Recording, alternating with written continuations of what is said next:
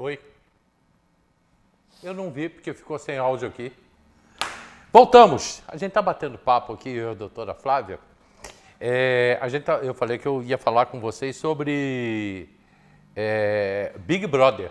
Mas a gente também vai falar sobre Big Brother. Já botaram aqui para mim, não fala sobre Big Brother não. O Arthur Necheme já botou aqui, assunto inútil. Pior que não é. Pior que não é, Arthur, você vai ver como é importante o que a gente vai falar também dentro do Big Brother. Bom dia, Flávia. Bom dia, Hélio. Bom dia, ouvintes. Assim, primeiro eu queria agradecer, né, a início de ano aqui novamente. Você está sempre disponibilizando a tua casa para que a gente fale de assuntos relevantes. E apesar de acreditar que o Big Brother não é um assunto tão relevante, ele trata de coisas que a gente vive no dia a dia, né? E por que falar de Big Brother hoje? A gente, no mês de janeiro, como acontece no Outubro Rosa, no Novembro Azul... Atenção aí, pessoal, é extremamente importante o assunto de hoje. Não é Big Brother. Não é sobre Big Brother, né? Aí a gente não tá falando sobre Big Brother. Mas existe uma campanha no mês de janeiro, que é uma campanha que acontece desde 2014, que é o Janeiro Branco. O mês em que a gente fala sobre saúde mental, sobre o cuidar da parte emocional, o cuidar da parte psicológica, que é hoje uma doença do século, né, Hélio? Quantas pessoas a gente vê se afastando do trabalho por depressão, por burnout, por crises de pânico, e isso acontece nas escolas. A gente tem visto uma crescente aí de notícias relacionadas a suicídio, e isso tudo envolve a saúde mental. Então, quando nós falamos sobre o Janeiro Branco e sobre o Big Brother, por quê? Essa campanha, ela acontece desde 2014, ela começou em Minas com um psicólogo, falando sobre saúde mental. Em 2023, ela virou uma lei federal e a partir deste ano, a NR1 vai fiscalizar empresas a partir de maio, porque as empresas agora são obrigadas a ter dentro das suas empresas uma verificação desse ambiente de trabalho e da saúde mental, fazendo acompanhamento de profissionais que de repente têm alguma questão de assédio moral, de problemas psicológicos, de depressão, de crises de pânico, para evitar que essas situações prejudiquem a pessoa e o próprio ambiente de trabalho. E por que chama Janeiro Branco? A ideia de você começar um ano com renovação, com novos projetos, com novas expectativas, traz essa questão do Janeiro Branco de ser uma coisa mais limpa, mais suave. Então, por isso é que essa campanha acabou ganhando esse nome. Entendeu? E quando eu falei sobre a questão do Big Brother, por quê? Quem acompanha o Big Brother ou quem, de repente, me acompanha nas redes sociais, vai ver que eu coloquei um vídeo na semana passada falando exatamente sobre isso. O Big Brother, esse ano, na seleção dos participantes... Colocou o vídeo sábado. Oi? Foi sábado, não foi? O quê? O vídeo que você colocou? Foi no sábado. Foi no sábado à noite. Isso aí, ó. Divertirem assistindo isso. Então, num mês em que a gente pensa na saúde mental, em que a gente fala de uma campanha que já vem há 16 anos, assistir um programa que não considera essa questão da saúde psicológica, eu acho muito ruim.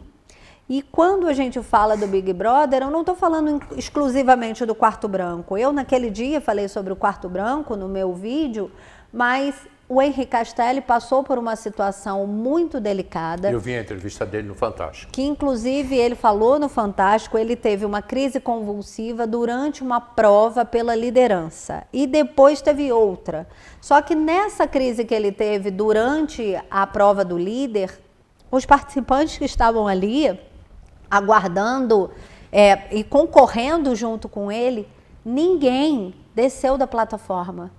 Ninguém se movimentou para socorrer. Só falaram, olha, ele está aqui, está passando mal. E aí a equipe até demorou um pouco para entender o que estava acontecendo, porque você ficava numa prancha, né, numa plataforma, e quando fazia um determinado barulho, você mergulhava numa piscina de bolinha. E no caso dele, ele caiu da prancha, só que ele caiu já tendo uma convulsão. E aí a gente pensa, no mesmo programa, a gente teve essa questão do quarto branco, que foi finalizado, se não me engano, no domingo, e aí 3 participantes entraram, por conta, seriam só 2, mas acabaram entrando 3 justamente pela situação do Henrique Castelli, que não voltou para o programa. A gente teve a situação do Henrique Castelli e também a situação de um participante, Pedro, que você via desde o início que ele andava de um lado para o outro, ele era muito agitado, falava coisas desconexas e num determinado momento no programa ele segurou uma participante à força para beijá-la. E ele acabou sendo expulso, não continuou no programa, mas você via que é uma pessoa que estava emocionalmente desorientada. Então, essas coisas que acontecem, e aí eu não estou falando do Big Brother, eu estou falando de saúde mental, banalizam uma campanha que vem sendo feita há 16 anos. A Agência Nacional de Saúde, ela fala que saúde não é a ausência de doenças, mas uma forma como o corpo está. Ele é um grupo de componentes, ou seja, é você estar bem fisicamente, é estar bem emocionalmente, é você ter uma orientação, inclusive religiosa. Porque quando a gente fala da pessoa estar bem, a gente pensa em religião também. Sim. E aí eu não estou falando do evangélico, do bandista, do católico, mas eu estou falando de espiritualidade. Porque a pessoa pode ser ateu e ela está bem com a questão dela religiosa, com a religiosidade. Então a gente, quando faz um tratamento, por exemplo, como o pessoal faz na Fazenda da Esperança. Sim, conheço. A Fazenda da Esperança, que já teve aqui algumas vezes, eles cuidam da recuperação daquela pessoa que estava envolvida com drogas, eles falam da recuperação física, então eles fazem atividades, exercícios, eles se alimentam adequadamente e também cuidam do lado espiritual. Então, quando a gente pensa na saúde mental, a gente tem um universo de coisas. E quando a gente falou, né, não é sobre Big Brother, e alguém falou, nossa, não fala sobre Big Brother. Não é sobre o Big Brother, mas sobre milhares de espectadores assistindo um programa que é tido como entretenimento, aonde a gente tem um quarto branco, aonde a gente tem a falta de empatia daquelas pessoas que estão ali com uma pessoa que está tendo uma convulsão no meio do programa, que a gente tem uma agressividade exacerbada com um participante que visivelmente não estava dentro das suas faculdades mentais plenas. A gente sabe que o programa, eles têm ali um bate-papo de manhã com uma psicóloga, ou eventualmente tem um acompanhamento, e a gente não está querendo dizer que é culpa de um ou de outro, ou da Globo, mas falar sobre a importância da gente cuidar da nossa saúde. Porque hoje as coisas estão muito ágeis. A gente tem uma quantidade gigantesca de informação no celular, na televisão, no computador, na rádio, que a gente não via antes. Então, hoje você tem uma informação que acontece no Japão e que é processada em segundos e todo mundo acaba acompanhando. Então, hoje a gente não tem mais a paciência. Todo mundo escuta, todo mundo não, a maioria das pessoas acaba ouvindo o WhatsApp naquele modo 2x. E quando você está conversando com as pessoas, você já perde a paciência quando aquela pessoa fala mais devagar, dá vontade de apertar a tecla, tipo, fala mais rápido. E eu acho que é um pouco sobre isso, cuidar dessa saúde mental, sabe? E em janeiro a gente precisa falar disso. E não só em janeiro, né? Porque as campanhas, elas têm um apelo mais forte nessas datas, mas elas precisam de uma continuidade. Então, eu acho que ter um programa que banaliza tanto essa importância no mesmo mês em que a gente fala sobre cuidado é um pouco contraditório, né? Uma das coisas que a gente aprende no Metanoia, até escrevi aqui, quando eu já fui, hoje eu trabalho no Metanoia, né? Metanoia Radical, é empatia. Se você se deparar com um quadro, como a Flávia falou ali, de uma pessoa precisando de uma ajuda, o que você faz? No Big Brother ninguém fez nada, né? Porque valia 5,5 milhões. É o programa, é o prêmio do programa. 5,5 milhões o prêmio? O prêmio do programa, esse ano é o maior prêmio da história. Ele é um prêmio de 5,3 milhões, se não me engano, ou 5,5 milhões. E a pessoa que estava ali naquela plataforma, ela estava disputando a liderança. Ou seja, aquela pessoa que era líder, ela não sairia na primeira semana, que ninguém se conhece. Então, as pessoas preferiram se manter ali na possibilidade de ser ou não líder do que socorrer um ser humano. Então, assim, você abre mão da empatia, Sim, do cuidado com o outro por conta de um prêmio? Uma das coisas que o Metanoia, que você sai pensando muito de dentro do Metanoia, desse final de semana, é o que você faz quando você se depara com uma situação dessa, né? Uma outra coisa que, dentro do que a gente está falando, eu vi há dias atrás uma jovem atriz, que eu não sei nem quem é, não vou me lembrar o nome dela, até porque eu também não vejo novela. Ela falou que é um casal de meninas que se relacionam dentro do programa, são namoradas, acho que são namoradas, na novela. E ela disse o seguinte: estamos mudando o nosso país, no caso dessas meninas, o sucesso que elas estão fazendo. O que eu vejo, Flávia, você usa a palavra empatia. E que hoje é uma palavra muito, que se fala muito, empatia. O que eu vejo hoje, você já descreveu aí, quando você falou que a gente não tem tempo, que as pessoas não têm tempo para mais nada. O que eu vejo hoje nessas duas últimas gerações é que não estão preocupadas com absolutamente nada, ao ponto de um grande número de pessoas parar para assistir um Metanoia. Um Big parar Brother. para assistir um Big Brother. Perder tempo ali assistindo um Big Brother que não acrescenta nada. Né? Isso é que eu vejo. Então, quando você fala aí de doenças, a depressão, por exemplo, que é uma doença, as pessoas não se preocupam com isso. Pois é. Fulano tem depressão. É frescura. Mas isso ainda existe. Mas não é? Pior que isso ainda existe. Então, mas existe um estigma pesado que fala que a pessoa que tem depressão ou que ela tem pânico, que ela é uma pessoa fraca. E aí eu vou falar uma coisa aqui que é pessoal. Eu viajei recentemente, né? Eu fui fazer o lançamento do livro.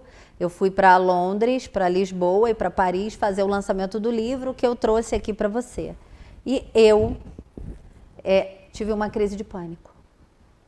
Eu tive uma crise de pânico dentro de um barco em Paris. Aí você fala, mas pô, Flávia, frescura, uma crise de pânico em Paris. Não, de verdade. Eu liguei para o meu cardiologista porque eu fiquei com o lado direito do corpo paralisado, eu não conseguia respirar, eu fiquei dormente e eu achei que eu estava infartando. Aí então você fala assim, nossa, mas qualquer um pode ter depressão, qualquer um pode ter uma crise de pânico, qualquer um. Não é a pessoa mais humilde ou mais pobre, não é o rico, porque eu, na minha ignorância, e mesmo sendo filha de médico, há tempos, muito tempo atrás, eu falei, pai, eu tô me sentindo assim. Ele falou, eu vou lhe dar uma medicação porque você está com depressão. Eu falei, pai, mas eu não estou por aí chorando pelos cantos. Ele falou, mas depressão não é isso. E a gente ainda tem uma visão de que a pessoa deprimida é aquela que está chorando isso. Então, o que eu tive, que foi uma crise de pânico lá, foi um excesso de trabalho. Porque eu estava de final de ano, de corre, de viagem, de trabalho, fórum fechando, recesso, e eu tive uma crise de pânico. E isso não ninguém está longe de ter alguma coisa assim. Mas por quê? Eu não estava dormindo, eu estava trabalhando demais, eu não estava me alimentando direito, eu peguei um voo de mais de 12 horas, fui para um lugar diferente, um país diferente, com um evento que para mim era muito importante. Então, o meu organismo deu uma travada. Como é que se fala? Então, você entende que qualquer um pode passar por isso. Sim. Eu estou compartilhando uma experiência pessoal que ninguém está longe de ter. E o interessante é que ela é advogada, não é psicóloga, psiquiatra, terapeuta, é advogada. Como é que se fala do burnout? Não é para não ficar só o termo burnout, tem um termo antes. Não é crise. Eu convivi com uma pessoa que sofre. Porque o que é o burnout? Eu convivi com uma pessoa que... Não é a depressão nem o pânico. O burnout, ele está ligado ao trabalho. Eu convivi com uma pessoa que sofre, que tem o burnout. Está me fugindo o nomezinho antes. E quem estava ficando doente era eu. Pois é. É porque assim... Era muito difícil, mas muito difícil. Porque o que acontece? A gente precisa diferenciar. Você pode ter depressão, você pode ter uma crise de pânico. O burnout é quando aquela situação ligada ao trabalho te incapacita. É como se fosse, vamos supor, um acidente. Digamos que eu sou uma empregada doméstica ou que eu sou um motoboy e sofro um acidente e não consigo andar. Quebrei as 2 pernas, alguma coisa assim. Eu estou incapacitada para aquele trabalho naquela ocasião. O burnout é exatamente isso. É quando o excesso de uma determinada situação te paralisa para a continuidade do trabalho. Então, eu não posso falar de burnout, por exemplo, de uma dona de casa, porque não é uma situação de trabalho. Ali pode ser uma depressão, pode ser uma crise de pânico, pode ser outra condição psicológica. Então, é necessário que a gente divida as coisas. Agora, procura um médico, um clínico, que vai te direcionar a um psicólogo, a uma terapia, a um psiquiatra, porque não é vergonha você precisar de uma terapia ou precisar de um psicólogo. O problema é exatamente isso que você falou. As pessoas ainda têm uma visão daquela pessoa que tem um problema psicológico ou emocional muito ruim. Então, existe um estigma na sociedade de que aquela pessoa é fraca, de que aquela pessoa não tem conhecimento. Às vezes, ela só associa a depressão a uma pessoa de menor poder aquisitivo ou mais pobre. E não é sobre isso. É hoje uma doença que retira muitas pessoas do mercado de trabalho. É uma doença hoje que já foi incorporada nas doenças, nas CIDs, né, que é a lista, o catálogo internacional de doença, o Código Internacional de Doença, incluiu no rol muitas doenças associadas a isso, ao excesso de jogo, no jogo mesmo, ao vício pelo jogo virou doença, ao excesso de tela de computador, de celular. Então, a gente vê hoje muitas crianças diagnosticadas com depressão. Por quê? Porque são privadas de estar ali no celular, tem um limite de horas por dia. Então, eu acho que falar sobre isso, e você dá a oportunidade, né, de eu estar aqui hoje e falar um pouquinho sobre isso, é levar para as pessoas a ideia de que se você está passando por uma situação assim, de não se sentir confortável com determinada coisa, ou está num ambiente de trabalho com uma sobrecarga muito grande, com algum assédio psicológico, ou com um excesso de funções, conversa com o empregador, ou converse com o seu médico para buscar um acompanhamento, porque isso é importante. E você vê que você me conhece, né, de família. eu sou filha de médico, a minha mãe é assistente social da área médica, eu trabalho com direito médico há 14 anos e nem por isso eu estive livre de passar por uma situação. Foi até bom ela ter falado isso, muita gente pode estar perguntando, embora ninguém falou aqui, por que uma advogada está falando disso? Porque é a área que ela atua, correto? Isso. Hoje eu atuo especificamente com direito médico e da saúde. E a gente vê, Hélio, por incrível que pareça, muitos médicos sofrendo de depressão. Em seus ambientes de trabalho, muitas vezes pelo excesso de trabalho ou pela falta de condições de trabalho. A gente vê isso nos médicos da rede pública, a gente viu isso com médicos durante a pandemia, que queriam fazer um tipo de proposta de tratamento e não podiam fazer aquele tratamento da maneira como entendiam adequado. Então, eu acho que é a gente parar e pensar um pouquinho sobre isso. Eu acho que eu vim aqui, né, de branco também, simbolizando um pouco desse janeiro branco para que a gente tenha Flávia, um pouco de calma. Como é que deveria ser há 50, 60 anos atrás, hein? Hélio, eu acho que as informações, elas eram absorvidas de uma maneira mais lenta.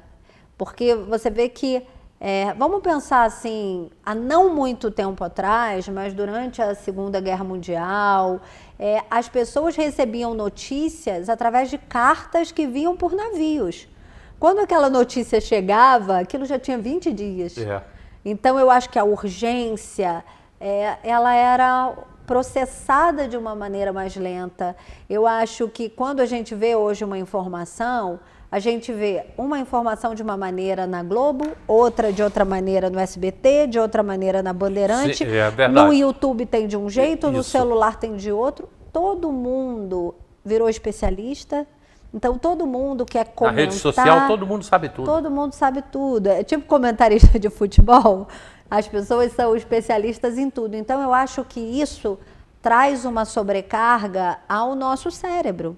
A minha mãe estava falando que se não me engano, foi o Tarcísio Meira, alguém, eu não lembro exatamente quem foi, mas que levou o filho ou o neto para a praia. E sentou na areia da praia e ficou olhando o mar. E aí ele ficava assim, e a pessoa falou, mas o que foi? Ele falou assim, a imagem não passa? Eu não sei se a gente fica triste, eu acho que é para ficar triste, porque assim, tá tão viciado no passar que você não consegue contemplar. Então, para você aí que está em casa, há quanto tempo você não olha para o céu? Para falar assim, para ver uma estrela, para ver a lua, para de fato acordar. Qual é a primeira coisa que você faz de manhã? É pegar o celular. Antes de levantar da cama, escovar o dente, se espreguiçar, a gente pega no celular. Isso é a primeira coisa que a gente pega de manhã e é a última coisa que a gente larga. E o que a gente está vendo ali? Eu não sei você, mas às vezes eu passo uma mensagem de 10 linhas, 20 linhas, a pessoa liga e fala assim, não, eu não li, porque ela tem preguiça de ler 10 linhas. Porque as coisas hoje estão tão rápidas que a pessoa prefere mandar um áudio, escutar na velocidade 2, ou manda o áudio e fala assim, não, me manda um áudio que fica mais fácil. E às vezes a gente no trabalho passa por isso.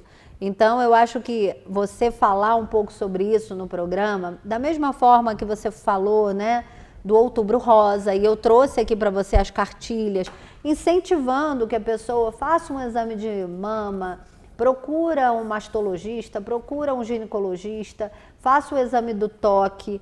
O homem que tem aquele preconceito de, mas eu não vou fazer um exame de próstata, não é sobre o Novembro Azul, mas sobre o cuidado que a gente precisa ter com a gente. Isso ainda existe, pode ter certeza. Entendeu? Existe um preconceito muito grande e eu acho, Hélio, que existe assim... brincadeira com isso. Eu acho isso de uma idiotice. Às vezes 2, 3 amigos assim e tocam no assunto. Pois é. Tá? E às vezes... Eu acho isso de uma bobagem tão grande. E às vezes é um desses que vai ter uma doença e... Uma perda de tempo naquele ali. O cara perdeu 10 segundos para fazer uma piada de uma coisa... E por que você não pode falar com esse amigo, falar assim, olha, eu já fiz o meu exame, por que você não marca o seu? Eu faço isso. Né? Porque hoje a gente falando sobre isso, e a gente já falou, violência doméstica, Hélio, aquela pessoa que está sofrendo de violência doméstica, aquela mulher que sofre de violência doméstica, ela tem um problema psicológico, ela tem um problema emocional de não conseguir falar, de não conseguir externar. Às vezes ela não sabe o que é uma violência moral, psicológica, uma violência... A violência física é a mais clara. Mas será que aquela violência que priva a mulher do dinheiro dela ou que priva ela de falar com o familiar também não traz uma questão psicológica? Então, como eu falei, né? As doenças psicológicas são as doenças do século, que paralisam famílias, que paralisam crianças, que paralisam funcionários em seus ambientes de trabalho, que me bloqueou em Paris. Então, assim, eu estava com a minha filha, com uma amiga e a amiguinha dela. E a minha filha falou assim, mamãe, o que eu faço? Então, isso me deixou ainda mais nervosa. Então, eu voltei, fiz todos os meus exames, eu estava bem, mas hoje eu preciso fazer um acompanhamento. Por quê? Porque eu estava trabalhando demais. Então, a gente não se dá férias, a gente não se dá o direito de não saber o que está acontecendo, que às vezes a pessoa fala assim, você viu aquele vídeo no Instagram? Não. Por que todo mundo é obrigado a assistir todos os vídeos? Né? Então, eu acho que é um pouco sobre isso, assim. E como é importante a gente falar sobre saúde mental, uma vez que é a saúde mental que vai fazer com que a gente continue a fazer todas as outras coisas. Muito obrigado. Chegamos ao final do programa, meio-dia. E, gente, foi interessante. Eu só queria dizer, Hélio, que a saúde mental, ela faz parte do SUS. Sim. Então, isso não é só para aquela pessoa que tem um plano de saúde. Não, existe o CRAS, que é o Serviço Social, onde você pode buscar um atendimento psicológico, você pode buscar um psiquiatra. Então, ter esse acompanhamento também está disponível no SUS para quem achar que precise ou para quem for indicado, né, a fazer um acompanhamento. Isso é importante. Doutora, muito obrigado. Obrigada, Hélio. E volte sempre. Gente, o programa está no YouTube, você acompanha a gente também lá nas redes sociais, no YouTube, no Facebook. O programa fica lá o dia inteiro. E logo mais 4 tem reprise, meia-noite tem reprise. Amanhã, quinta-feira, 10 da madrugada, a gente está de volta aqui. Muito obrigado a todos vocês pelo carinho, pela audiência e até amanhã, se Deus quiser. Flavinha, obrigado. Muito obrigada, Hélio. E se alguém tiver alguma pergunta, é só chamar que a gente responde, se puder. Tchau.